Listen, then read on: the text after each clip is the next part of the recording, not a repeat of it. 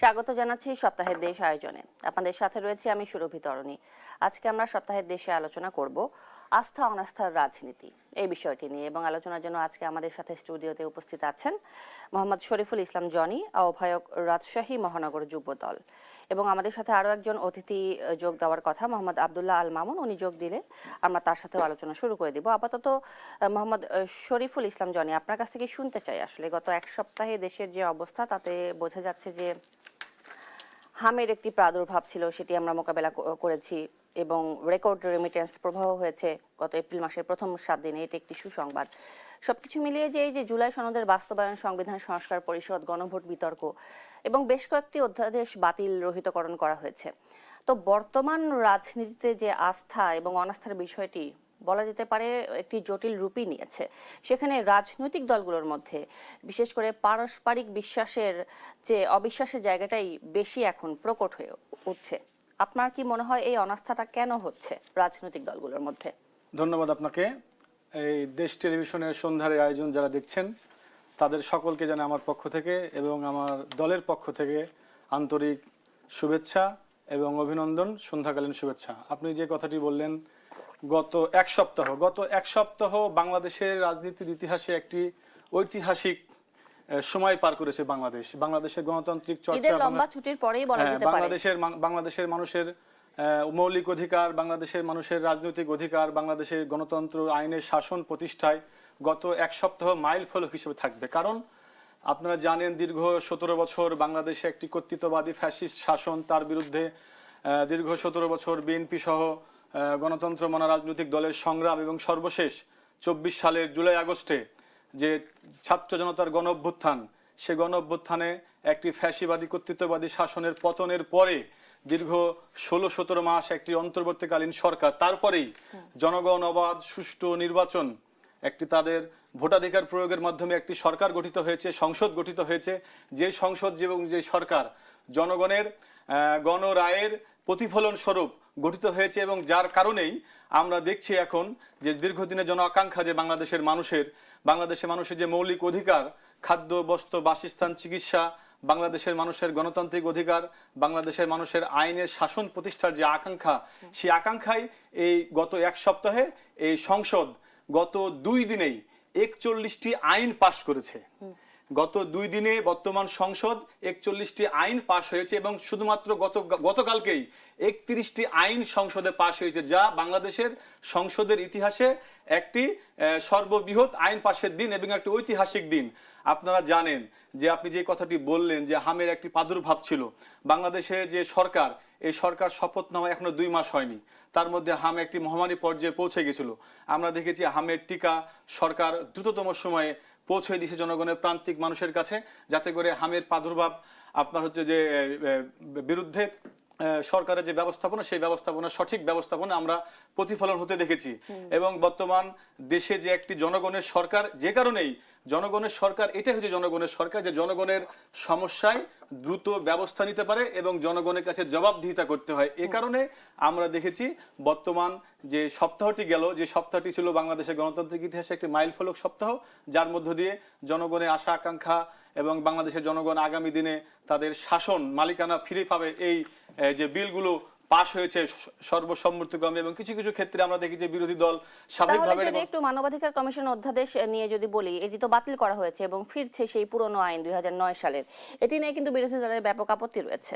না, আপনাকে একটু বলি যে জুলাই সনদে যে অন্তর্বর্তীকালীন সরকারের যে 133টি অধ্যাদেশ, 133টি অধ্যাদেশের মধ্যে হুবহু 98টি অধ্যাদেশ সংসদে আপনার হচ্ছে যে সর্বসম্মতিক্রমে বর্তমান সর্ববৃহৎ দল বাংলাদেশ জাতীয়তাবাদী দলের পক্ষ থেকে সর্বসম্মতিক্রমে আপনার উপস্থাপন করা হয়েছে, আর 15টি সংশোধনী সহ উপস্থাপনের জন্য বলা হয়েছে। আর আপনি যে কথাটি বললেন 16টি অধ্যাদেশ যাচাই বাছাই করে পরবর্তীকালে বিল আকারে সংসদে উত্থাপনের জন্য বলা হয়েছে। আপনি যেটি বললেন যে মানবাধিকার, বর্তমান আসলে যে সরকার, বিএনপির সম্মানিত চেয়ারম্যান জনাব তারেক রহমান নেতৃত্বাধীন যে সরকার, এই বাংলাদেশ জাতীয়তাবাদী দলের যে সরকার, সেই সরকারের কিন্তু কমিটমেন্টই হচ্ছে জনগণের শাসন, বাংলাদেশের রাষ্ট্রের মালিকানা জনগণের কাছে ফিরিয়ে দেওয়া। মানুষের মানবাধিকার, আইনের শাসন এবং গণতন্ত্রের অধিকার নিশ্চিত করা। তাই আইনকে কিন্তু যাচাই বাছাইয়ের জন্য পাঠানো হয়েছে। এই যে আমরা যে 2009 এর আইনে, পুরনো আইনে ফিরে যাচ্ছি, এটা করে এটাতে তো সরকারের প্রভাব তো আরো বেড়ে যাচ্ছে। না না, আপনাকে বলি, যেমন বিরোধী দল যে বিষয়ে আপত্তি তুলেছে, যেমন আমরা আগে স্থানীয় সরকার সংশোধনী বিলে বিরোধী দল আপত্তি করেছে। স্থানীয় নির্বাচনে আমরা দেখেছিলাম বিগত পতিত ফ্যাসিস্ট তারা দলীয় প্রতীকে নির্বাচন করেছিল, এবং দলীয় প্রতীকে নির্বাচন করার কারণে একটা ইউনিয়নের চেয়ারম্যান, পৌরসভার মেয়র কিংবা সিটি কর্পোরেশন সব জায়গায় দলীয় প্রতীক যেখানে ছিল নৌকা প্রতীক, সেখানে তার জয়কর। এই বিরোধী দল কন্টেস্ট না করলেও শুধুমাত্র নৌকা প্রতীক পাওয়া এবং না পাওয়াদের মধ্যে সংঘর্ষে শত শত মানুষ জীবন দিয়েছে। তাই স্থানীয় সরকারের নির্বাচনে সেই নির্বাচনকে দলীয় প্রভাব মুক্ত করার জন্য বাংলাদেশ জাতীয়তাবাদী দল, এবং যেটি জুলাই সনদে সকল ঐক্যবোধ কমিশনের সকল দল প্রস্তাব দিয়েছিল, স্থানীয় নির্বাচনে দলীয় প্রতীক থাকবে না এবং সেখানে সবার একটি অংশগ্রহণ থাকবে। তাই আমরা দেখেছি সেই আপনার যে স্থানীয় সরকার বিলটিতে আমরা দেখেছি গতকালকে আপনার হচ্ছে যে বিরোধী দল মানে কেমন জানি কাকতালীয় ভাবে তারা সেখানে তাদের বিরোধিতা করেছে, এবং যেটি ছিল জনগণের চাওয়া যে স্থানীয় নির্বাচন হবে দলীয় প্রভাব মুক্ত, সেই বিলটি আপনার যে বাংলাদেশ জাতীয়তাবাদী দলের জুলাই সনদ অনুযায়ী ঐক্যমত কমিটি 35টি রাজনৈতিক দলের আপনার হচ্ছে যে প্রস্তাবনা অনুযায়ী স্থানীয় সরকার নির্বাচন নিরপেক্ষ নির্দলীয় ভাবেই আগামী দিন অনুষ্ঠিত হবে। সেই বিলটি বাংলাদেশ জাতীয় সংসদে পাস হয়েছে। শরীফুল ইসলাম জানি, আপনি নিজেও জানেন যে বেশ কয়েক বছর আগেও যখন হচ্ছে বিএনপি নেতাকর্মীরা গুম হতো, তখন আমাদের দেশে একটি শক্ত মানবাধিকার কমিশনের খুব দরকার ছিল, কারণ বিএনপি নেতাকর্মীরা গুম হতো, তাদের জন্য কথা বলার কেউ ছিল না। এই জন্যই কিন্তু মায়ের ডাকের মতো সংগঠনগুলোর জন্ম হয়েছে। এখন এই অধ্যাদেশ বাতিল করার মাধ্যমে এবং সেই পুরনো আইন 2009 সালের আইন আবারও চালু করার মাধ্যমে আসলে কি উপকারটা হবে? না, আপনি 2009 সালে আইনের কথা বলেনি, সংসদে আইনমন্ত্রী জনাব মাননীয় আইনমন্ত্রী উনি স্পষ্ট করে বলেছেন যে আমরা এই নতুন যে অধ্যাদেশ ছিল আপনার অন্তর্বর্তীকালীন সরকারের, সেই অধ্যাদেশটি আরো যাচাই বাছাই করার জন্য, আপনাকে একটা কথা বলে রাখি, সকল অধ্যাদেশ কিন্তু আইন না, সকল অধ্যাদেশ কিন্তু আইন না। তিনি বলেছেন, বিরোধী দলের একজন সাংসদ এই বিষয়ে যখন আপত্তি তুলেছেন, তিনি বলেছেন যে এটি আরো সুন্দর করে যাচাই বাছাই করার জন্য, এবং তিনি বলেছেন আমাদেরকে আলোচনার টেবিলে আমরা বসি, আমরা আলোচনা করে তিনি বলেছেন সরকার পক্ষের যদি ভুল থাকে তারা সংশোধন করবে, এবং আপনাদের প্রস্তাবনাও যদি ভুল থাকে আলোচনার টেবিলে বসে যেটি যুগ উপযোগী এবং সময়ের প্রয়োজনে যেটি আরো অধিকতর জনকল্যাণে, সেই মানবাধিকার কমিশন আইন হোক কিংবা দুর্নীতি দমন কমিশনের আইন হোক, যে আইনই হোক না কেন, সরকার জনগণের কাছে দায়বদ্ধতা আছে যে জনগণের দাবির। আপনারা আরেকটা আপনাদেরকে বলি, বিএনপির রাষ্ট্র কাঠামো সংস্কার যে 31 দফা, সেখানে মানবাধিকারের বিষয়ে স্পষ্ট দফায় বিএনপি 31 দফা এবং বিএনপির নির্বাচনী আপনার হচ্ছে ইস্তেহারে এটি উল্লেখ আছে, তাই তার বাইরে যাওয়ার কোনো সুযোগ নাই। জি, বিএনপির 31 দফা নিয়েও আসবো, তবে তার আগে Mohammad Abdullah Al Mahmud assistant professor Manarat international ইউনিভার্সিটিতে আমাদের সাথে যুক্ত হয়েছেন। আপনাকে স্বাগত আজকে আমাদের সপ্তাহের দেশের আয়োজনে। প্রথম যে প্রশ্নটি আসলে করেছিলাম যে আসলে এই যে বিশেষ করে ঈদের একটি লম্বা ছুটির পরে সংসদে যে আলাপ আলোচনা হলো, জুলাই সনদের বাস্তবায়ন, সংবিধান সংস্কার পরিষদ, গণভোট বিতর্ক, বেশ কয়েকটা অধ্যাদেশ বাতিল, রহিতকরণ, এসব মোটামুটি এখন সবারই জানা। এই যে বর্তমান রাজনীতিতে আস্থা এবং অনাস্থার বিষয়টি রাজনৈতিক দলগুলোর মধ্যে একটা জটিল রূপ ধারণ করেছে, আসলে এই অনাস্থার জায়গাটা তৈরি হলো কেন? জি, ধন্যবাদ। আমরা যদি প্রেক্ষাপটটা একটু দেখি, আপনি দেখেন যে ডেমোক্রেটিক রাজনীতিতে আমরা যদি পলিটিক্যাল পার্টিসগুলো, যেটা হয় কি যে অনাস্থার জায়গাটা তৈরি হয় আপনি যখন মানুষের কাছে যে অফারিংসটা আপনি দিচ্ছেন সেটা আপনি ফিল আপ না করেন, তখন একটা অনাস্থা ক্রিয়েট হয়। সো ইউজুয়ালি যেটা হয় যে আমরা দেখে থাকি যে বিরোধী দল থেকে যখনই ইলেকশনের পর বিরোধী দল থেকে অনেক ধরনের হচ্ছে যে অস্থিতিশীল পরিবেশ ক্রিয়েট করা হয়। আমরা যে পলিটিক্যাল কালচারে অভ্যস্ত, লাস্ট অনেকগুলো নির্বাচন বলেন, প্রত্যেকটা ইলেকশনে দেখেছেন আপনারা যে বিরোধী দল নির্বাচনকে প্রত্যাখ্যান করে পরিস্থিতিকে অস্থিতিশীল করেছে। কিন্তু আমরা এবার একটু ব্যতিক্রম দেখলাম যে বিরোধী দল অস্থিতিশীল তো করছেই না, বরং বিরোধী দল বারবারই বলছে যে দেশের সামগ্রিক স্বার্থে আমরা নির্বাচন মেনে নিয়েছি এবং আমরা সহযোগিতা করছি। কিন্তু আনফরচুনেটলি এই ফর দ্য ফার্স্ট টাইম আমরা দেখতেছি যে এবং গণভোটের কথাটাও আমরা নির্বাচনের স্বার্থেই বলেছি। হ্যাঁ আমরা বলেছিলাম, এবং ফর দ্য ফার্স্ট টাইম আমরা দেখতেছি যে সরকারি দলই আসলে একটা স্থিতিশীলতার একটা গ্যাপ ক্রিয়েট করছে।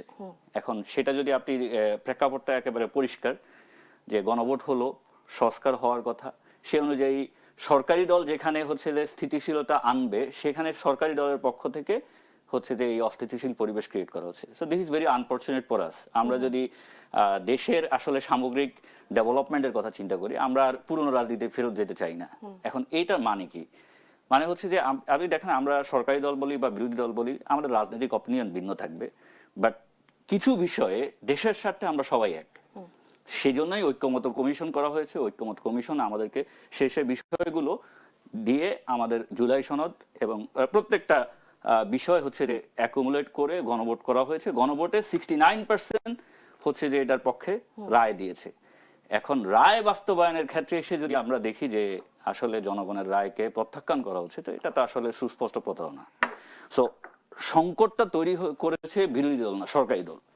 এবং বিরোধী দল বারবারই বলছে যে আমরা অ্যাকচুয়ালি সরকারকে স্থিতিশীল করে আমরা দীর্ঘ একটা ফেস্টিভাল দেখে এসেছি 17 ইয়ার্সে। তো এখানে আসলে দেশের অর্থনৈতিক কন্ডিশন আপনারা দেখতেছেন। কিন্তু এখানে কি বিরোধী দল যথাযথ গুরুত্বপূর্ণ ভূমিকা রাখতে পেরেছে, আপনার কি মনে হয়?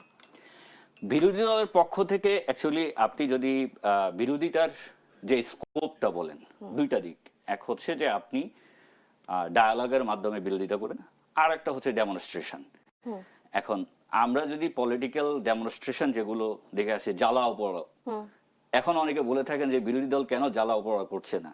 এটা তো আসলে দেশের ইকোনমির জন্য কখনোই ভালো কিছু বয়ে আনবে না। অবশ্যই না। তো বিরোধী দল বারবারই বলছে যে আমাদের সাথে যে মতদ্বৈততা আছে সেটা আমরা আলাপ আলোচনার মাধ্যমে সেটাকে আমরা অবশ্যই একটা ঐক্যমতে এসে আমরা সেটাকে নিয়ে আসতে পারি। কিন্তু আনফরচুনেটলি আমরা যেটা দেখতে পাচ্ছি যে বিষয়গুলোতে ঐক্যমত হয়েছে সেই বিষয়গুলোকেও রহিত করা হচ্ছে। তো এটা আসলে মানে ফিউচারে অনাস্থাটা আমরা স্থিতিশীল রাজনীতি কেন প্রয়োজন হচ্ছে দেশের ডেভেলপমেন্টের জন্য।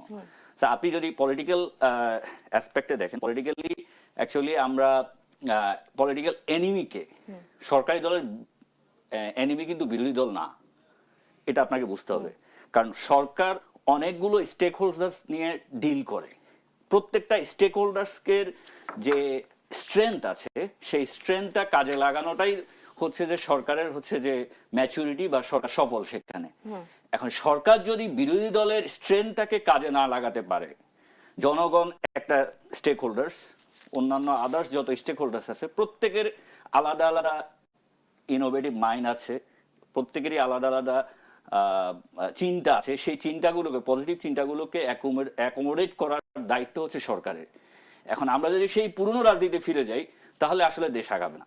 আমরা সে কথাটাই বলছি যে আমরা ডায়ালগের মাধ্যমে জিনিসগুলোকে আমরা একটা সলিউশনের পর্যায়ে নিয়ে যাব। কারণ পুরনো পদ্ধতিতে যদি আমরা জ্বালাও পড়া রাজনীতি করি তাহলে কখনো এটা দেশের জন্য মঙ্গলজনক হবে। জি, আমি আবারও আসবো আপনাদের দুজনের কাছে, তবে একটি বিরতির পরে আবারও আসতে চাই। দর্শক দেখছেন সপ্তাহের দেশ, সপ্তাহের দেশ। আজকে সপ্তাহের দেশে আমাদের অতিথি হিসেবে আছেন মোহাম্মদ শরীফুল ইসলাম জনি, আহ্বায়ক, রাজশাহী মহানগর যুবদল, এবং আরও আছেন Mohammad Abdullah Al Mahmud, assistant professor, Manarat international university. আমি এ পর্যায়ে মোহাম্মদ শরীফুল ইসলাম জনি আপনার কাছে আবারও শুনতে চাই যে মাহমুদ ভাই যেটা বলছিলেন যে বিরোধী দলের স্ট্রেংথ আসলে সরকার কাজে লাগাতে পারছে না, এক নাম্বার। আর দুই নাম্বার হচ্ছে যেটা বিগত ফ্যাসিস্ট রাজনৈতিক একটি সরকারের রাজনৈতিক পট পরিবর্তনের পরে এবং একটি কাঙ্ক্ষিত নির্বাচনের পরে আমরা জনগণ কিন্তু আশা করেছিলাম যে সংকটগুলো রয়েছে সেগুলো কিন্তু কেটে যাবে, আমরা অনেকটা উতরে যাব। কিন্তু সরকার এবং বিরোধী দল আরও কি দূরত্ব বা অনাস্থা ঘনীভূত হয়েছে বিরোধী দলগুলোর মধ্যে, সরকারের দলগুলোর মধ্যে? না, আমি ধন্যবাদ আপনাকে, আমি সেটা মনে করি না।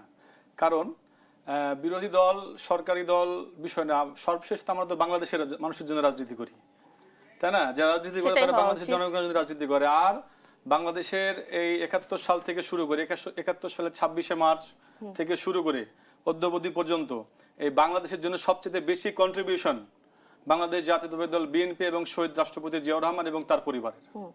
যার কারণে আমরা মনে করি যে বাংলাদেশের মানুষের জন্য, বাংলাদেশের মানুষের ভাগ্য উন্নয়নের জন্য, বাংলাদেশের স্বাধীনতা, সার্বভৌমত্ব, গণতন্ত্রের জন্য সবচাইতে বেশি স্যাক্রিফাইস করেছে বাংলাদেশ জাতীয়তাবাদী দল বিএনপি।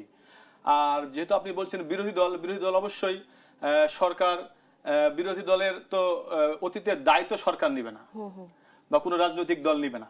যেমন আপনাকে বলি, কালকে সংসদে একটি বিল পাশ হয়েছে। বিলটির নাম হচ্ছে জামাত ইসলামকে পাকিস্তানি বাহিনীর সহযোগী হিসেবেই রেখেই মুক্তিযোদ্ধা আপনার কাউন্সিল অধ্যাদেশ বিল পাশ হয়েছে আপনার, যে কারণে আপনার আমাদের বিরোধী দলের বন্ধুদের, আপনার সংসদের বিরোধী দলে তাদের একটু গাত্রদাহ, কারণ তারা আপনার ৭১ তাদের যে কৃতকর্ম, সেই কৃতকর্মের দায় তারা এটা তাদের পছন্দ হয়নি, এই জন্য তারা গুসা করেছে। আর আপনি যেটি বললেন যে দূরত্বের বিষয়, ভাই যেটি আলোচনা করলো, আসলে বাংলাদেশ জাতীয়তাবাদী দল বিএনপি বর্তমান সংসদে আপনার 200 অধিক, অর্থাৎ 2/3 মেজরিটি নিয়ে বাংলাদেশ জনগণের ম্যান্ডেট নিয়ে সংসদে আছে এবং বারংবার এই শহীদ রাষ্ট্রপতি জিয়াউর রহমানের বহুদলীয় গণতন্ত্র এবং দেশনেত্রী বেগম খালেদা জিয়া গণতন্ত্রের জন্য আপসহীন সংগ্রাম এবং দীর্ঘ 17 বছর বাংলাদেশ জাতীয়তাবাদী দল দমন নিপীড়ন সহ্য করে গণতন্ত্রের জন্য সংগ্রাম করেছে। আপনি দেখেছেন নির্বাচনের পরেই নির্বাচিত দলের সব সংখ্যাগরিষ্ঠ দলের নেতা জনাব তারেক রহমান বিএনপির সম্মানিত চেয়ারম্যান, তিনি জামাত ইসলামের আমির সাহেবের সাথে তার বাসায় যে দেখা করেছে, এনসিপির নাহিদ ইসলামের সাথে যে দেখা করেছে, তিনি প্রত্যেকের সাথে দেখা করেছেন। এই যে নতুন বার্তা বাংলাদেশের মানুষের কাছে যে আমরা আর দূরত্ব চাই না, আমরা ঐক্যমতের সবাইকে নিয়ে একটি নতুন বাংলাদেশ বিনির্মাণ করতে চাই, যে বাংলাদেশে কোনো ভেদাভেদ থাকবে না, যে বাংলাদেশে কোনো বৈষম্য থাকবে না, যে বাংলাদেশে ভোট দেওয়ার অপরাধে, ধানের শীষে ভোট দেওয়ার অপরাধে নোয়াখালীর সুবর্ণচরে 4 সন্তানের জননীকে ধর্ষণ করা হবে না, যে বাংলাদেশ আর গায়েরি মামলা দেওয়া হবে না, যে বাংলাদেশে ভোটের দিন 30 তারিখের ভোট 29 তারিখ রাত্রে হয়ে যাবে না, যে বাংলাদেশে 154টা সিটে আর নির্বাচন ছাড়াই সরকার গঠন করবে না, যে বাংলাদেশে সাম্য থাকবে, মানবিকতা থাকবে, ঐক্য থাকবে এবং সবাই আমরা দিন শেষে, ওই যে কবিগুরু রবীন্দ্রনাথ ঠাকুরের একটি কবিতা আছে না, লেখা আছে না, মাটির পৃথিবী পানে আখি মেলি জবে, দেখি সেটা কলো কলো রবে, বিপুল জনতা তলে চলে নানা পথে নানা দলে। অর্থাৎ আমাদের দেশের মধ্যে আমাদের বিরোধিতা থাকবে, ভিন্ন মত থাকবে, বহু পথ থাকবে, কিন্তু আমরা এই বাংলাদেশের জন্য, এই বাংলাদেশের স্বাধীনতা, সার্বভৌমত্ব, বাংলাদেশের গণতন্ত্র এবং বাংলাদেশকে আত্মনির্ভর বাংলাদেশ গড়ে তোলার জন্য আমরা সকলে ঐক্যমত হব, এক হব এবং আমরা দেশ বিরোধী সকল ষড়যন্ত্র আমরা রুখে দেব। যেভাবে আমরা পতিত ফ্যাসিবাদের বিরুদ্ধে আমরা একসাথে রাজপথে জীবন দিয়েছি, রক্ত দিয়েছি। সংসদ তো আপনার যদি সরকার বেঞ্চ আর বিরোধী বেঞ্চ যদি একই ভাষায় কথা বলে তাহলে তো গণতন্ত্র হলো না। এটাই তো গণতন্ত্রের সৌন্দর্য। আমি শেষ করি দেয় একটি কথা, আর ভাই যেটি বললো তার সাথে আমি একটা কথা বলি, যে পতিত ফ্যাসিবাদ বাংলাদেশে অপ্রাসঙ্গিক হয়ে গেছে শেখ হাসিনা, তার কৃতকর্ম থেকে আমরা শিক্ষা নিব। কিন্তু গতকাল আমি দেখলাম উদ্বেগজনক ভাবে বাংলাদেশের মানুষও দেখেছে, হতাশ হয়েছে, যে বিরোধী দল নেতা তার বক্তব্যে বলছে শেখ হাসিনার নীতিও ভালো ছিল, যেটি আমরা মনে করি যে একটি যে জুলাই যুদ্ধে আপনার 1400 নেতা সাধারণ মানুষ হত্যা হয়েছে, তাদের সাথে একটি উপহাস। কারণ শেখ হাসিনা বাংলাদেশের ক্লোজ চ্যাপ্টার, তাকে আবার প্রাসঙ্গিক ভাবে আইনের বিরোধিতা করে তার না করে তাকে প্রাসঙ্গিক ভাবে বলছে শেখ হাসিনার নীতি ভালো ছিল, যা সত্যি জুলাই আগস্ট সেই দলেরই তো একজন বলেছিলেন যে আমাদের হাসিনা সরকারের সবই দরকার, শুধু হাসিনা ছাড়া না। আমি আসবো আপনার কাছে আব্দুল্লাহ আল মাহমুদ, আপনার কাছে একটু শুনতে চাই যে আমরা ইন্টারিম সরকারের সময় আশা করেছিলাম যে তারা বলেছিল যে কিছু সংস্কার করে তারা আমাদের একটি ভালো নির্বাচন উপহার দেবে। আসলে সংস্কার কি হচ্ছে সেটা আমরা সবই জানি। এখন প্রশ্ন হচ্ছে যে এই যে সংবিধান, জুলাই সনদ এবং সংস্কার অধ্যাদেশ, এসব নিয়ে এই সরকারকে এবং বিরোধী দলকে একটা দীর্ঘমেয়াদী বিতর্কে ফেলে দেওয়া হলো কিনা বা ফেলে দিল কিনা? জি ধন্যবাদ। আমি অ্যাকচুয়ালি আপনার কোশ্চেনের উত্তরের আগে ভাইয়া দুইটা বিষয় উঠিয়েছেন, আমি এই দুইটার আসলে একটা ক্লারিফিকেশন দিতে চাই, কারণ এগুলো একটা মিসকোট করা হয়েছে। যেটা বলেছেন যে বিরোধী দলীয় নেতা বলেছেন যে শেখ হাসিনার নীতি ভালো, শেখ হাসিনা খারাপ, এটা গতকালকেই সংশোধনী দেওয়া হয়েছে। উনি বলেছেন এটা হচ্ছে যে বিএনপির কার্যক্রমে প্রমাণিত হচ্ছে যে বিএনপি বলছে যে বিরোধী দলীয় শেখ হাসিনার নীতি ভালো কিন্তু শেখ হাসিনা খারাপ, মানে তাদের কার্যক্রমটা এরকম হচ্ছে, কারণ শেখ হাসিনার প্রত্যেকটা নীতি বিএনপি গ্রহণ করছে। সো উনি উদাহরণ দিয়েছেন কি, আর পত্রিকাগুলো মিসকোট করেছে সেটারই আবার রেফারেন্স আমরা দেখতে পাচ্ছি। এইভাবেই কিন্তু আসলে আমরা এই যে ভুয়া ফটোকার্ডগুলো মিসলিড, এটা একটা। নাম্বার 2 হচ্ছে উনি দেখেন আমরা বিভেদের রাজনীতি, আমরা আসলে কি বিষয়ে বিভেদ করব, দেশকে এগিয়ে নেওয়ার জন্য আমাদের তো বিভেদের জায়গাগুলো বা কি বিষয়ে আমরা বিতর্ক করব, এখনো দেখেন ভাইয়া ওই যে ৭১-এর বিষয়টা এনেছেন, ৭১টা আমরা বারবার কেন যেন এই সেই পুরনো একটা ভিসিএস সাইকেলের মধ্যে পড়ে যাচ্ছি। তো এই ভিসিএস সাইকেল আমাদেরকে কখনো ভালোর দিকে নেবে না। আপনি যদি 71-এ দেখেন, 71-এ কিন্তু মুসলিম লীগ সবচেয়ে বেশি হচ্ছে যে ৭১-এর বিরোধিতা করেছিল, এবং সেই মুসলিম লীগ থেকেই কিন্তু বিএনপিতে অনেকেই হচ্ছে যে বিএনপির প্রভাবশালী নেতা ছিলেন। একইভাবে আমরা যদি দেখি যে শেখ মুজিবুর রহমানও কিন্তু হচ্ছে যে স্বাধীনতা সরাসরি চান নাই, উনি পাওয়ার চেয়েছেন। সো রাজনৈতিক দলগুলো সরাসরি হচ্ছে যে পাকিস্তানের বিরোধিতা করে নাই, কিন্তু পরবর্তীতে এসে কেন যেন সব দোষ হচ্ছে যে শুধু জামাত ইসলামের উপরে। এটা খুবই আনফরচুনেট। আমার মানে বারবারই হচ্ছে যে এই কার্ডটা খেলে হচ্ছে যে আমাদের ভালো যে ভার্চুয়াস সাইকেলে আমরা যাব সেটাতে যেতে দেওয়া হচ্ছে না। সো আমরা যে ডিবেটটা করব, ডিবেটটা হবে যে আমাদের কিভাবে পলিটিক্যাল এনভায়রনমেন্টটাকে আমরা হচ্ছে যে ভালো করতে পারি এবং ইকোনমিক্যালি দেশকে আরো এগিয়ে নিয়ে যেতে পারি। আপনি দেখেন আমাদেরকে এই বিসিএস সাইকেলের কারণে যেটা হয়েছে যে দীর্ঘদিন থেকে দেশের অর্থনীতি আমরা কিন্তু ঘুরে ফিরে সেই তৃতীয় বিশ্বের দেশ হিসেবে আছি। আমরা কিন্তু ইকোনমিক্যালি ফার্স্ট ওয়ার্ল্ডে যেতে পারছি না। সো আমাদের এখন ডিবেট করা উচিত যে কোন বিষয়গুলো আমাদেরকে আসলে এইভাবে বস্তা পচা রাজনীতির দিকে বারবার ঘুরে ফিরে নিচ্ছে। এটার পিছনে কারা? They are our main enemy. So we need to dismantle those enemies. এখন আপনি যদি সেই এনিমিটা দেখেন, এই এনিমি কারা? যারা আসলে আপনার, এটা আমি বলবো যে ছোট্ট একটা স্বার্থবাদী গ্রুপ, যারা হচ্ছে যে তাদের নিজের স্বার্থকে প্রিভেল করার জন্য ঘুরে ফিরে রাজনীতিক, এখানে আমি রাজনৈতিক নেতৃবৃন্দর যারা আছে তাদেরকে খুব বেশি দোষ দিব না, কারণ তারা ইউজড হয়। সো আমাদের এখন একটা ভালো একটা এনভায়রনমেন্ট এসেছে যেখানে আসলে রাজনৈতিক নেতৃবৃন্দ জুলাইয়ের পরবর্তীতে যেখানে আমরা একটা এনভায়রনমেন্ট পেয়েছি যেখানে রাজনৈতিক নেতৃবৃন্দ দেশের স্বার্থে যে যে বিষয়গুলো ঐক্যমত আছে সেই বিষয়গুলো ঐক্যমত রেখে হচ্ছে যে সামনের দিকে দেশের জন্য পলিসি প্রণয়ন করতে পারে। ধন্যবাদ। আমি আপনার কাছে আবারও আসবো। শরীফুল ইসলাম, আপনার কাছে একটু জানতে চাই যে এই যে নতুনভাবে গড়ে ওঠা শক্তি বা ছাত্র নেতাদের কথা যদি আমরা বলি, তাদের সঙ্গেও পুরনো রাজনৈতিক দলগুলোর এক ধরনের আস্থার সংকট কিন্তু আমরা দেখতে পাচ্ছি। দল গঠন এবং সংস্কারের দাবিকে কেন্দ্র করে পারস্পরিক যে অবিশ্বাস রাজনীতির মাঠে ছড়িয়ে পড়ছে, এটি থেকে আসলে উত্তরণের উপায় কি? দেখুন, আপনি খুব সুন্দর কথা বলেছেন। এখানে আমাদের সাথে বাংলাদেশ জাতীয়তাবাদী দল বিএনপির সাথে বর্তমান বাংলাদেশে কোনো রাজনৈতিক দলের কোনো দূরত্ব আছে বলে আমি মনে করি না। কেন আপনাকে বলি, কারণ বিএনপির বর্তমান যিনি চেয়ারম্যান, যখন দেশনেত্রী বেগম খালেদা জিয়া জীবিত ছিলেন তখনই দেশনেত্রী বেগম খালেদা জিয়া 5 আগস্ট পরবর্তী সময় কিন্তু জাতির উদ্দেশ্যে বক্তব্য তিনি বলেছেন হাসপাতালের বেডে থেকেই। আর আমাদের বর্তমান মাননীয় প্রধানমন্ত্রী বিএনপি সম্মানিত চেয়ারম্যান জনাব তারেক রহমান বারংবার বলেছে যে আমরা সকলকে নিয়ে একটি ঐক্যবদ্ধ বাংলাদেশ গড়তে চাই। যে কারণে রাজনীতিতে আপনার মতবিরোধ থাকবেই, কিন্তু এটা কোনো বাংলাদেশের স্বার্থে আমরা সবাই এক। আর ভাই যে কথাটি বললো তার সাথে আমি একটু যুক্ত করি। আপনি যে কথাটি বললেন, এখন বাংলাদেশের সর্ববৃহৎ এবং পুরনো রাজনৈতিক দল এখন বাংলাদেশ জাতীয়তাবাদী দল বিএনপি। এই দল আপনি যেটি বললেন যে সংসদে কিছু এনসিপির ছাত্রনেতারা যারা সংসদ সদস্য হয়েছেন, তারা সংসদের কিছু আচার বিধি এবং বিরোধী দলে যারা, তারা প্রথম তাদের রাজনৈতিক দল হিসেবে তারা বিরোধী দলের বেঞ্চে বসেছেন এবং নতুন তরুণ কিছু ছাত্ররা সংসদ সদস্য হয়েছেন। তাই তাদের রাষ্ট্রীয় সাংবিধানিক কাঠামো বিধি রীতিতে তাদের জানা নাই, যার কারণে তাদের আপত্তি হচ্ছে, বিপত্তি হচ্ছে, এবং তারা না বুঝে অনেকে অনেক রকম বিষয়ে পয়েন্ট অফ অর্ডার দাঁড়িয়ে কথা বলার চেষ্টা করছে। তারা বিধি নিষেধে তারা পুরোপুরি এখনো পরিপক্ক হয়নি। আর আমি যে কথাটি বলছিলাম, দেখুন আপনাদেরকে একটু কথা বলি। ভাই যেটি বললো মুক্তিযুদ্ধ, আসলে আমরা মুক্তিযুদ্ধের চেতনার ব্যবসা করি না, আমরা মুক্তিযুদ্ধের চেতনা নিয়ে বাণিজ্য করি না। কিন্তু আমার এই বাংলাদেশ 1971 সালে 25শে মার্চ রাত্রে 26শে মার্চ প্রথম প্রহরে এই বাংলাদেশের স্বাধীনতা ঘোষণা হয়েছিল। 23 বছর পাকিস্তানের বিরুদ্ধে শোষণ বঞ্চনার বিপরীতে বাংলাদেশের মানুষ মুক্তিযুদ্ধ করেছিল। লক্ষ লক্ষ মানুষ শহীদ হয়েছে, 2 লক্ষ মা বোন সম্ভ্রম হারিয়েছে। আমরা যখন দেখি 26শে মার্চে আমাদের শহীদ মিনারে, জাতীয় স্মৃতিসৌধে বিরোধী দল নেতা যখন বলে আমরা এখানে শুধুমাত্র রাষ্ট্রীয় আচারের জন্য এসেছি, এটা কি সম্ভব?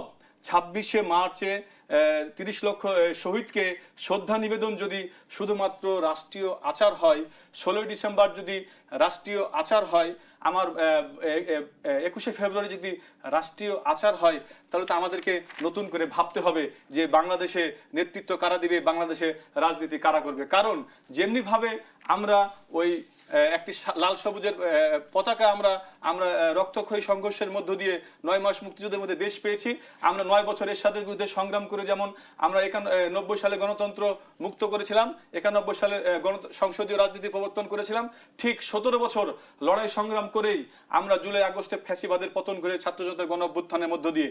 তাই এগুলো কখনো 5 আগস্ট যেমন রাষ্ট্রীয় আচার হতে পারে না, আমার 71 সালের 26শে মার্চ যারা বলে রাষ্ট্রীয় আমরা আচার, আসলে তাদের আশার বিষয়ে কথা আমাদেরকে শুনতে চাই, ভাবতে হবে। আমরা প্রত্যাশা করতে চাই আমাদের দেশ একটি সঠিক পথে এগিয়ে যাবে, এটা আমরা প্রত্যাশা করতে চাই। আমি আবারও আসবো আপনাদের দুজনের কাছে, তবে একটি বিরতির পরে ফিরে আসছি।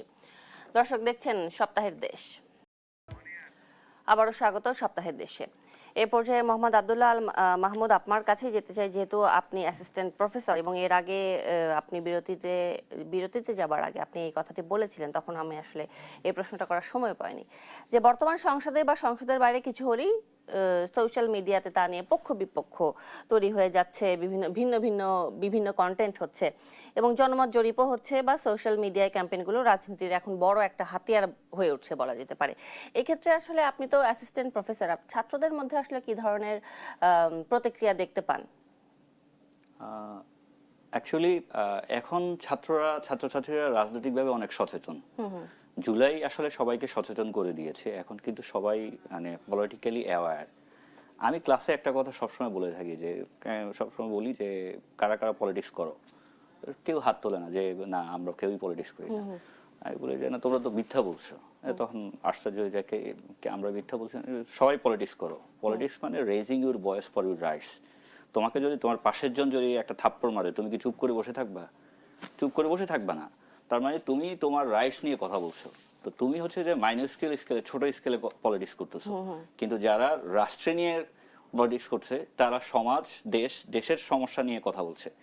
ভাই একটু আগে বলতেছিলেন যে রাষ্ট্রীয় আচার, এটা আসলে উনি এখানে আবার আরেকটা মিসকোট করেছেন। রাষ্ট্রীয় আচার তো অবশ্যই এটা রাষ্ট্রীয় আচার, রাষ্ট্রের সর্বোচ্চ আচার। মাননীয় বিরোধী দলের নেতা সেটা কোট করেছেন যে হ্যাঁ আমরা রাষ্ট্রীয় আচার ফলো করেই এসেছি। এই কথাটা কেন আপত্তি? তা আমি বারবারই বলছি যে আমাদের আসলে আলোচনার বিষয়বস্তুগুলো কেন যেন সেই পুরনো গণ্ডিতেই ফিরে যাচ্ছে। আমাদের আলোচনা হওয়া উচিত কিভাবে আমাদের মানে যে প্রবলেমগুলো, সেই প্রবলেমগুলোকে আমরা অ্যাড্রেস করতে পারি। ফর এক্সাম্পল এখন যুদ্ধের কারণে যে আমার জ্বালানি ক্রাইসিস নিয়ে কিভাবে, সামনে হচ্ছে যে বাজেট আসতেছে, সো বাজেটে কিভাবে আমরা রিসোর্সের ইউটিলাইজেশনটাকে ম্যাক্সিমাইজ করতে পারি। সো এটা হবে কি, আপনি দেখবেন যে এখানে অটোক্রেটিক একটা সাইকেল আছে। সাইকেলটা হয় কি শর্ট টার্ম গ্র্যাটিফিকেশন থেকে, মানে বিএনপি বা সরকার দল আমরা যে আচরণ করতেছে, আমরা দেখছি খুব তাড়াহুড়া করছে। এটা কিন্তু সাস্টেনেবিলিটির জন্য ভালো না। আপনি হচ্ছে যে লং টার্ম পলিসি সেট করেন। লং টার্ম পলিসি সেট করলে যেটা হবে যে দেশের জন্য একটা কালচার ক্রিয়েট হবে। সো আমরা সাইকেলটা হচ্ছে যে প্রথমে শর্ট টার্ম গ্র্যাটিফিকেশন, দেন আপনার ইনস্টিটিউশনাল ডিকে গুলো হয়। আপনি দেখেন যে প্রত্যেকটা ইনস্টিটিউশন আবার সেই রাজনৈতিক হচ্ছে যে আস্থার মধ্যে নিয়ে যাওয়া হচ্ছে। এখানে আপনার বিচার বিভাগের স্বাধীনতাকে খর্ব করা হচ্ছে, মানবাধিকারকে খর্ব করা হচ্ছে। সো এগুলো তো যে বেসিক নর্মস, এগুলোই কিন্তু আপনাকে অটোক্রেটিক বা ফ্যাসিলিজমের দিকে নিয়ে যায়। সরকার ঘুরে ফিরে আবার সেদিকেই যাচ্ছে। আপনি যে অর্থনৈতিক খাতের বিষয়টা বললেন বা ব্যাংকিং খাতে, যে আমরা দেখলাম যে বিশাল বড় রদবদল কিন্তু হয়েছে, উচ্চপদস্থ পদে যেসব লোক বসানো হয়েছে, আসলে আস্থার সংকট কাটাতে এই নতুন নেতৃত্বের উপর যে সরকার ভরসা করছে, এটি আসলে কতটুকু সুফল বয়ে আনবে?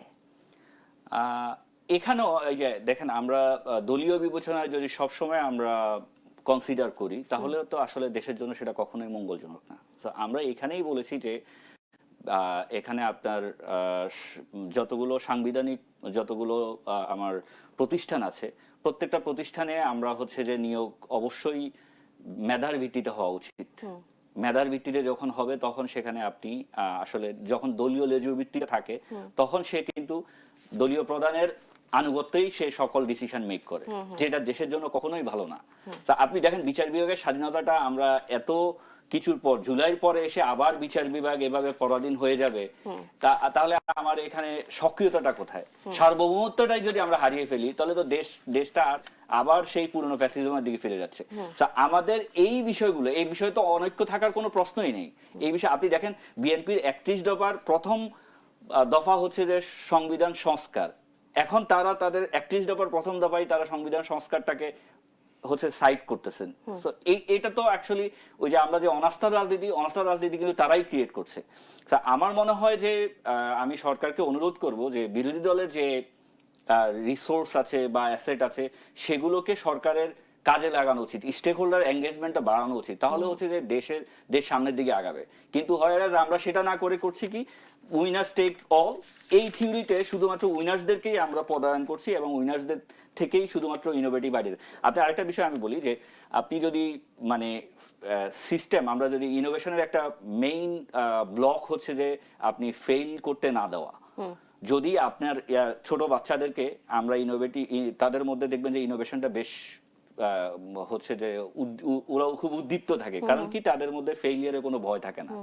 সো আমাদের যদি প্রত্যেকটা জায়গায় এভাবে মানে ব্লক করা হয়, বাংলাদেশ আসলে ইনোভেটিভ নেশন হিসেবে দাঁড়াবে না। আমাদেরকে এখানে সকল স্বাধীনতা, যেমন আপনি দেখেন আপনি ওই যে ফেসবুক বা আদার্স বিষয়গুলোর কথা বলেছেন, যেখানে ছাত্রছাত্রীরা কিন্তু এখনো আগের মতো লিখতেছে। হ্যাঁ, আপনি বলবেন যে এখানে কিছু দুই একটা কেস দেখেছেন যে সরকারের বিরুদ্ধে বা রাষ্ট্রপ্রধানের বিরুদ্ধে লেখার কারণে আবার পুরনো ভাবে হচ্ছে অ্যারেস্ট করা হচ্ছে। সো এই কালচার যদি হয় তাহলে তো আবার মানুষের মধ্যে আতঙ্ক সৃষ্টি হবে, কারণ আমার ফ্রিডম অফ স্পিচকে যদি হচ্ছে যে সরকার সংরক্ষণ না করে তাহলে তো আসলে গণতান্ত্রিক পরিবেশ থাকবে না। এই জন্য কি হচ্ছে আপনার হাসনাত আব্দুল্লাহ বলেছিল যে প্রত্যেক বছরই আসলে আবারও 24 প্রস্তুতি নিচ্ছে, এই কথা সূত্র ধরে কি বলেছিল?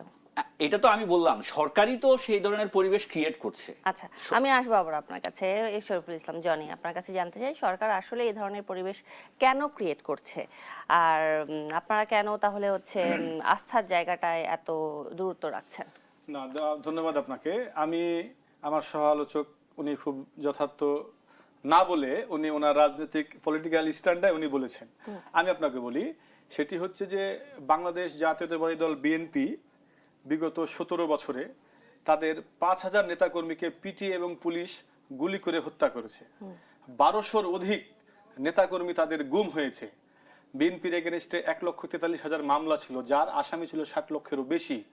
শুধুমাত্র জুলাই আগস্ট এই 1.5 মাসের আন্দোলনে বাংলাদেশ জাতীয়তাবাদী দলের বিএনপি পরিবারে প্রায় 5 শতাধিক নেতাকর্মী নিহত হয়েছে। আমি যে সংগঠনটি করি বাংলাদেশ জাতীয়তাবাদী দল বিএনপি, সেই দলের জাতীয়তাবাদী যুব দল করি আমি, যুব দলের 78 জন নেতাকর্মী শহীদ হয়েছে, ছাত্র দলের প্রায় 150 নেতাকর্মী শহীদ হয়েছে। তাই ভাইকে আমি একটু স্মরণ করে দিতে চাই, আপনাকেও আপনার মাধ্যমে দেশবাসীকে বলতে চাই, আপনারা ধরুন তো, দেখুন তো, বর্তমান সরকার প্রধান জনাব তারেক রহমান, যার বাবা ছিল বাংলাদেশের রাষ্ট্রপতি, স্বাধীনতার ঘোষক, বহুদলীয় গণতন্ত্রের প্রবর্তক, যার মা ছিল 3 বারের প্রধানমন্ত্রী, তিনি বিগত দিনের সকল প্রথাকে ভেঙে ফেলে সকাল 9টার সময় তিনি অফিসে যান। ট্রাফিক সিগন্যালে তিনি ভিভিআইপি প্রোটোকল নেন না। বাংলাদেশের রাষ্ট্রপ্রধান তিনি কি মেসেজটা দিচ্ছেন? বাংলাদেশের রাষ্ট্রপ্রধান তিনি নির্বাচনী কমিটমেন্ট, ফ্যামিলি কার্ড, ভাই যেটি বলল যে বাংলাদেশকে স্বয়ংসম্পূর্ণ করতে হবে, সামনের দিকে এগিয়ে নিতে হবে, বাংলাদেশের নারীদেরকে, মাদেরকে স্বয়ংসম্পূর্ণ করার জন্য তিনি ফ্যামিলি কার্ডের কথা বলেছিলেন। নির্বাচনে 2 মাস 1.5 মাস না হতেই 1 মাসের মধ্যেই তিনি ফ্যামিলি কার্ডের কথা বলেছেন। তিনি 10,000 টাকা পর্যন্ত কৃষি ঋণ মৌকুব করেছেন। তিনি কৃষক কার্ডের কথা বলেছেন, যেটা আগামী 14 এপ্রিল পয়লা বৈশাখের দিন উদ্বোধন করবেন। জনাব তারেক রহমান বাংলাদেশে আইনের শাসন প্রতিষ্ঠা করতে চান, আর কেউ যেন নিজ দলের অধীনে নির্বাচন করে ফ্যাসিস্ট না হতে পারে, সেজন্য তিনি নির্দলীয় নিরপেক্ষ তত্ত্বাবধায়ক সরকারের অধীনে নির্বাচনের কথা তিনি বলেছেন। আর তারেক রহমানকে ভাই যেটি বলল, ফ্যাসিবাদ কি একদিনে তৈরি হয়? ফ্যাসিবাদ কি? হ্যাঁ, ফ্যাসিবাদ কি হয়? ফ্যাসিবাদী শাসন আমলে হাজার হাজার নেতাকর্মী, ভাই যে দলকে এখানে রিপ্রেজেন্ট করছেন, সে দল নেতাকর্মীদেরকে আইনের বিনা বিচারে হত্যা করা হয়েছে, গুলি করে হত্যা করা হয়েছে। আমরা যেটা চাই, এই বাংলাদেশে আর কোনো মায়ের বুক যেন পুলিশের গুলি দ্বারা নিহত না হয়, হত্যা না হয়, যেন মায়ের কোল খালি না হয়, কোনো সন্তান যেন পিতৃহারা না হয়, কোনো বোন যেন স্বামী হারা না হয়। আমরা চাই, আমি আপনাকে বলতে চাই, আপনার মাধ্যমে বলতে চাই, বাংলাদেশ জাতীয়তাবাদী দল বিএনপির নেতৃত্বাধীন যে সরকার, সেই সরকার জনগণের কাছে দায়বদ্ধ। সেই সরকার জনগণকে সাথে নিয়ে গণতন্ত্রকে একটি প্রাতিষ্ঠানিক রূপ দিতে চায়। রাষ্ট্রের প্রতিটি সাংবিধানিক প্রতিষ্ঠান যেটা বিগত ফ্যাসিবাদ শাসন আমলে ধ্বংস করা হয়েছে, যার মাধ্যমে দীর্ঘ 17 বছরে বাংলাদেশের মানুষের হাজার হাজার কোটি টাকা বিদেশে পাচার হয়েছে, লক্ষ লক্ষ পরিবার নিঃস্ব হয়েছে।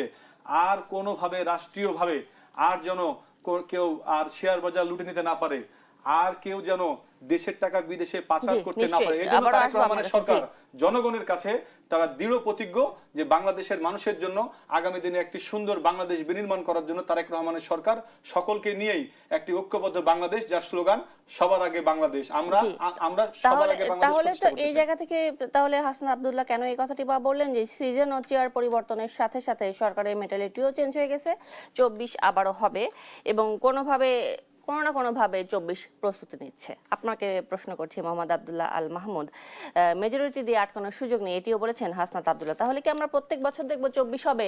প্রত্যেক বছরই দেখবো যে এরকম চাকরি প্রার্থীরা যারা আন্দোলন করেছিল, কোটা সংস্কার আন্দোলনের মাধ্যমে যেটা শুরু হয়েছিল, তারা মন্ত্রী হয়ে যাবে? দেশ কি এভাবেই চলতে থাকবে নাকি? সেটা তো আমাদেরই প্রশ্ন। দেখেন, বৈষম্য বিরোধী আন্দোলন থেকেই কিন্তু 24 হয়েছে।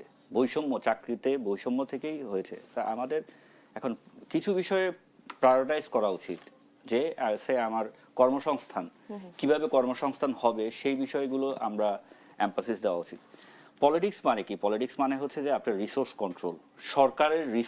সরকার কিন্তু রাষ্ট্রের রিসোর্সগুলো তার কন্ট্রোলে থাকে। They can make policy, they can create the environment. তারা হচ্ছে যে কর্মসংস্থান করতে পারে, তারা হচ্ছে যে রাষ্ট্রের গ্রোথটাকে একটা লাইনে নিয়ে আসতে পারে। এখন সেই বিষয়গুলোকে এমফাসিস না করে যদি ওই যে আমি বললাম শর্ট টার্ম কেন যেন মনে হচ্ছে যে শর্ট টার্ম গ্র্যাটিফিকেশনের দিকে যাচ্ছে, এখানে লং টার্ম সাস্টেনেবিলিটির দিকে যাচ্ছে না। তো ভাই যেটা বারবার বলতেছেন যে সরকার প্রতিশ্রুতিবদ্ধ, কিন্তু আমরা ওনাদের কার্যক্রমে কিন্তু দেখতেছি যে ব্যতিক্রম।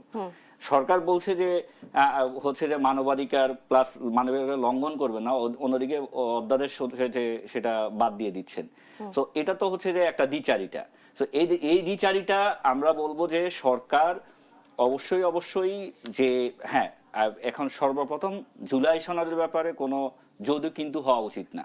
69% ম্যান্ডেট দিয়েছে, এটা বাস্তবায়ন দেশের স্থিতিশীলতার জন্য। 24 আপনি বলছেন 24 বছর হবে না, অবশ্যই বছর হবে না, কিন্তু যে সংকটটা আমরাও চাই না যে মুগ্ধ কিংবা হচ্ছে আবু সাইদ ঝরে যাক, আমরা চাই না। দেশের জন্য ভালো না। একটু ওনার কাছ থেকে শুনে নেই, জাস্ট এক মিনিট শেষ করবেন। দেখুন ভাই যেটি বললো যে জুলাই সনদে 48টি ধারা, 48টি ধারাতে বিএনপি প্রতিনিধি জনাব সালাউদ্দিন সাহেব, যিনি এখন স্বরাষ্ট্রমন্ত্রী, তার নেতৃত্বে আমরা 30টি ধারায় ঐক্যমত হয়েছিলাম এবং বাকি 18টি ধারার জন্য আমরা নোট অফ ডিসেন্ট দিয়েছিলাম। কিন্তু ঐক্যমত কমিশন আমরা দেখেছি তারা জাতির সাথে প্রতারণা করেছেন, নোট অফ ডিসেন্ট বাদ দিয়ে তিনি জুলাই সনদ উপস্থাপন করেছেন। আসলে মূল সমস্যাটা হচ্ছে, আমরা তো বলছি যে জুলাই সনদ সংবিধানের সংশোধন মাধ্যমে জুলাই সনদকে বাংলাদেশের মানুষের সংবিধান, এবং আজকে আপনার তথ্য দিয়ে রাখি, আজকে জুলাই আন্দোলনে নিহতদের জন্য এবং আহতদের জন্য একটি জুলাই সংসদে একটি বিল পাস হয়েছে, যার মধ্য দিয়ে জুলাইকে অস্বীকার করার কোনো সুযোগ নাই। কারণ বাংলাদেশ জাতীয় দল শুধুমাত্র বিরোধী দলই নয়, বিরোধী পক্ষই নয়, এই জুলাই সনদ কিংবা গণভোট নিয়ে দুই পক্ষেরই তো সমান দোষ আছে। দোষের আমরা তো বলছি যে আপনাকে প্রথমে ভাইকে বলছি, ভাই তো শিক্ষকতা করে যে সব অধ্যাদেশ কিন্তু আমরা একেবারে শেষ পর্যায়ে চলে আসছি। আইন হবে সংসদে, জনগণ সংসদে একেবারে সময়ে আবার অন্যদিন আলোচনা করব। অসংখ্য ধন্যবাদ আপনাদের দুজনকে আজকে আমাদের সপ্তাহের দেশের সময় দেওয়ার জন্য। দর্শক দেখছিলেন সপ্তাহের দেশ, ধন্যবাদ সবাইকে সাথে থাকার জন্য।